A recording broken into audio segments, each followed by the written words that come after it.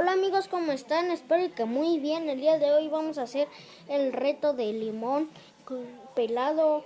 Como ven, aquí ya tenemos el limón cortado. Como ven, no tiene nada, no trae nada.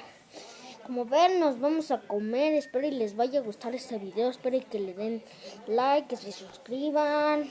Y ya no vamos a hablar más. Ya empecemos con el video.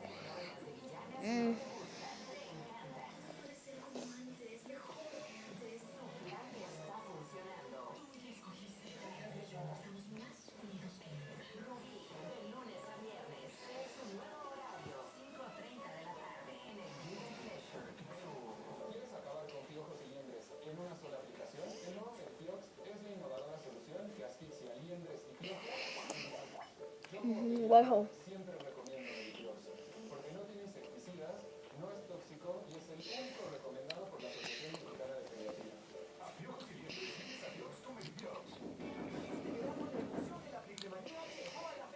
Bueno amigos, espero que se suscriban, espero que les den like y adiós, nos vemos a la próxima.